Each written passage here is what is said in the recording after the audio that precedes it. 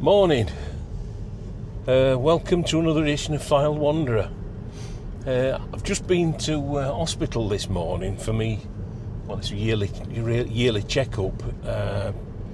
I've got a pacemaker and a defibrillator fitted, and it's I've had it about 7 years now, something like that. And I thought I'd just come, just do one as I was coming back. See what, have a run round and see how things are and see what you think to it all round here. This is one of the nicer areas of Blackpool, actually. It's it's Victoria Hospital just up in front of us. Let's go down this one here, Albion Avenue. Some really exclusive properties around here.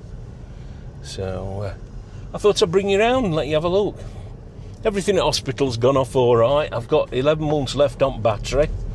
So they said in about 12 months they'll be sending for me to have a new pacemaker fitted. So, defib and pacemaker. So we'll see how that goes. It don't bother me so much now. I mean, when I first had it fitted in, or first said they wanted me to have one in, I thought, oh my God, end of your life sort of thing. But it's all right. It's not so bad. Fortunately, it's not fired off, but it could do any time. This is a very nice area of Blackpool. It's opposite Stanley Park and Golf Club and everything. So plenty of moolah around here. And you're 5 minutes away from Tower. And everybody comes on here and says, what a crap hole Blackpool is. Well, Blackpool is. It always has been a bit weird, but it's very nice around here. So, lovely places. Nice and tidy and all that sort of thing. So, and look at that, you've got Tower in front of you, look. That's how close you are to Blackpool Centre. We'll go down here. This is side of Stanley Park. A leafy avenue. So, I think I brought you around main entrance before. This is another way to it. But that's main entrance there, look on left. We'll just go around here and then down. Down here.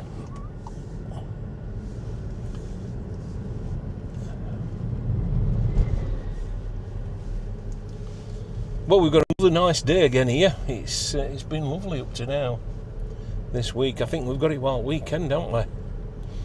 So let's make best of it, because my God, next lot, it'll be a deluge of water like they've had in Benidorm. Crikey. It's all gone to cock this year, hasn't it, weather?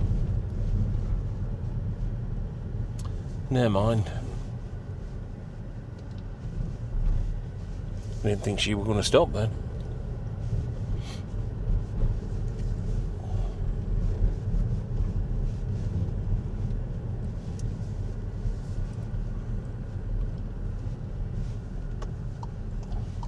There's some lovely properties around here.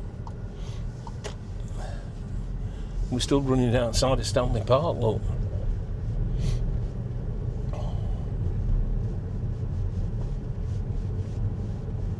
Oh, look at these places here.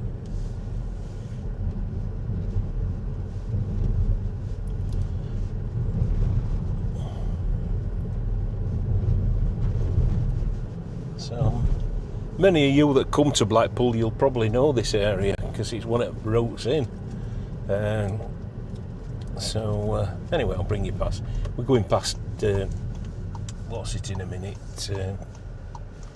Zoo, Blackpool Zoo. So this is South Park Drive. So very leafy places, aren't they, around here? And then people say there isn't that many trees in Blackpool. Well, I don't think it's that bad.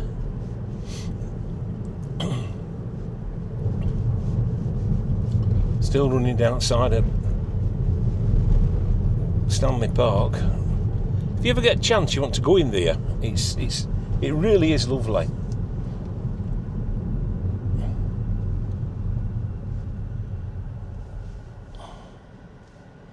And this is well, across there, this golf course again. They actually fire across road, I think. No, I don't think they do. There's just some more things across there, look. But they were on about some more links and that. They were on about building on that right-hand side. I don't know whether it's been quashed or what have you. I've no idea. This is little model village that they had down here, Blackpool Model Village. It's still going. It's yeah. And then this lake down here on the left-hand side.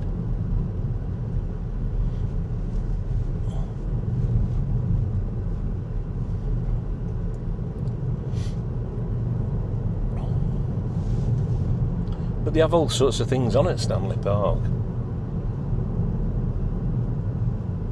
This is entrance to the zoo here, look on left hand. Oh, no, not there, it's just a bit further on. Yeah, it is. I'm a bit forward. That's where these lights are.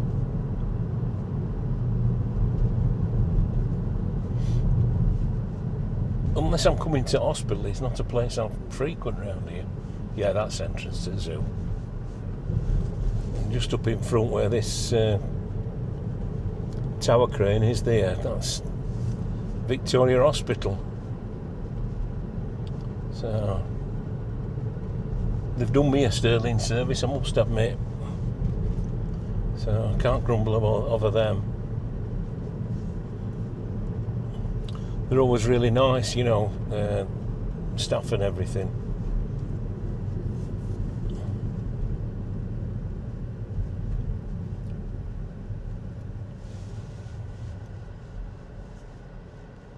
Oh, look at these houses here.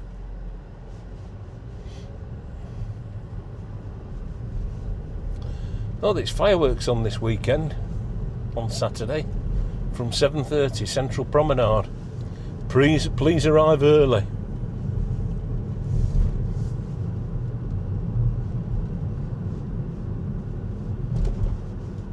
Right, we'll go towards Bispham.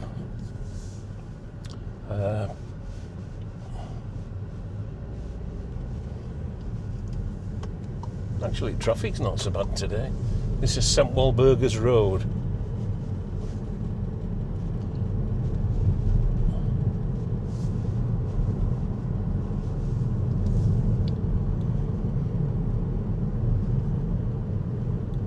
There's some lovely clouds in it. Must say blue sky.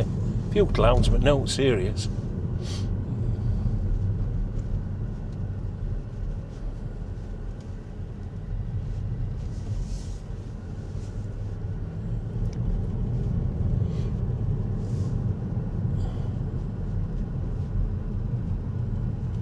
When they checking you out at hospital, you know, it's, well, they put a thing on your chest. It's like a mouse, a computer mouse, and they put it on a device that's implanted into your chest, and it reads all, you know, the data information and all that.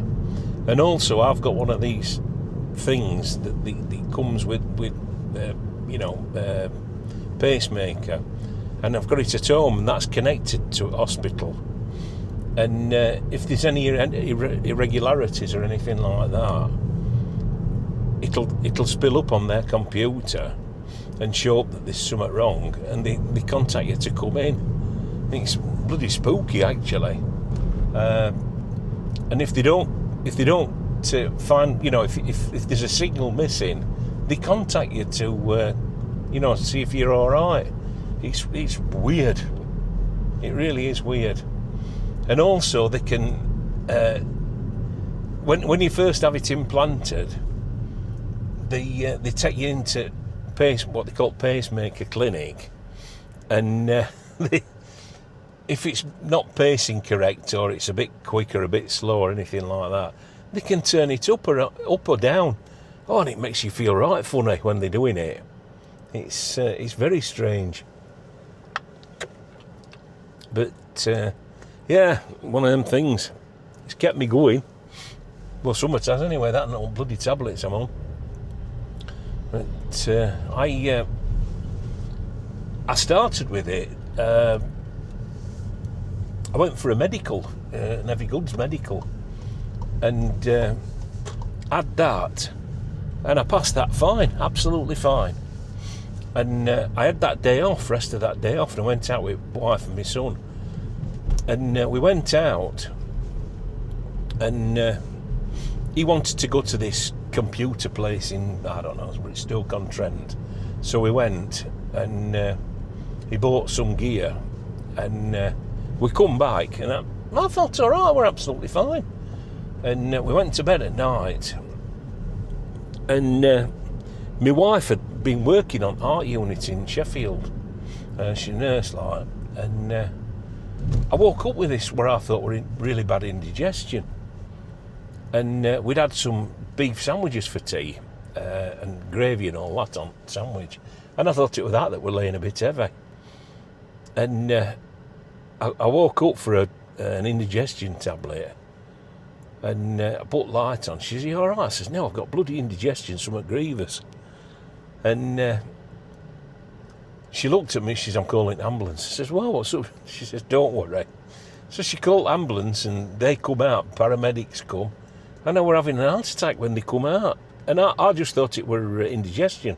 Oh, and then I got a bit of pain coming, and they got me on heart monitor and all that. Oh, there's one there, look, bloody hell, poor bugger. And they put me on heart monitor, and then I were in a week, and they kept doing all these tests, and they thought at first I needed some stents in, and they took me down for stents to be fitted, and there were no blockages at all. So they took me back up to ward, and then they did all these other tests and everything, and then this specialist come and he said, "How are you?" I said, "All right, why?" So he said, "Right," he said, "I've come to tell you that you've got hypertrophic cardiomyopathy." So what the bloody hell's that?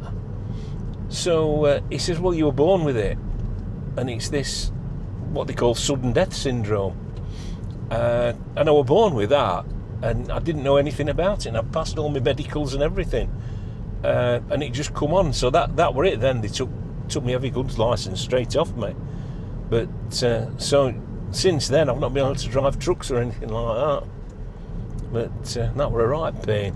And then they decided that I needed this, device fit implanting, which I'm really pleased they did. I mean, God, it's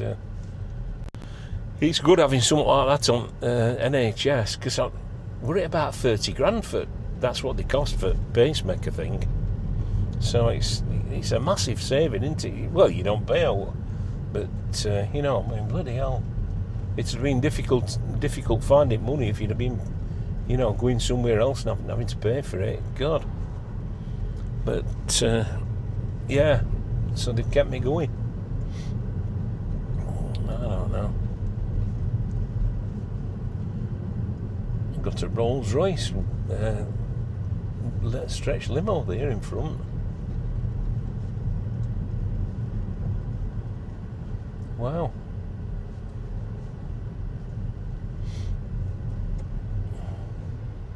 Oh, looks like it's a funeral car or something. You don't see many of those, do you?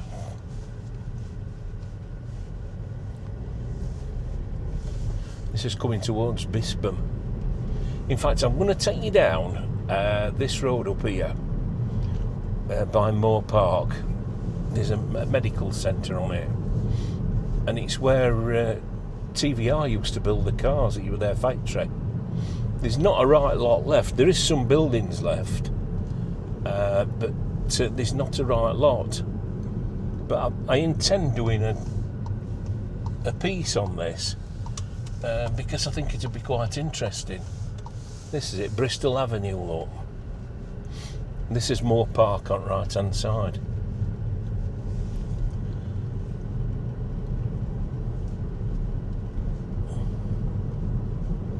And then we've got started buildings just up here. Look on right. I don't know if me right from left here. These are buildings that are left. They've been, well, there are other workshops now, but that's some old factory. And this here, where these new buildings are, these are where the rest of the factory were, right down here. I think one of these roads, let's just nip up and have a nosy. Yeah, Griffith Drive, look. They've named them after cars and that. And I think there's Wheeler Avenue and all that. Wheeler Avenue, after Peter Wheeler, who used to be owner. So, yeah. Cerber Way. I mean, if you're into cars, you'll know about them, like. But it's they've not been took over these lot. Oh, it's, yeah, the Wheeler Hub Centre. It's here, look. Wheeler Hub Drive, that's it. Yeah. Aye. It's a shame, really, it went that, but, well, like everything in world, isn't it? But, yeah. But this were all TVRs, this area. Very sad. But never mind. But I intend doing something about that. Because I think it'd be quite interesting. So, yeah. These are just buildings that are left down, though. Oh, it is a shame. But never mind. It's Bispham, is it? It's a lovely place, Bispham. There's lots of lovely houses up here. I'll take you past a few.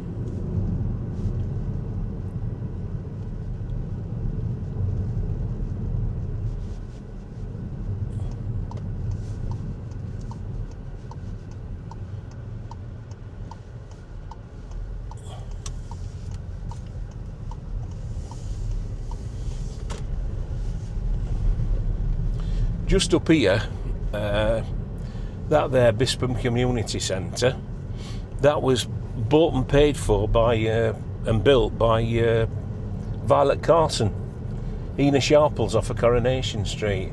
It's actually the Violet Carson Centre, that, and she bought land and paid for it to be built. So yeah, another little bit of information for you. Right, here we go.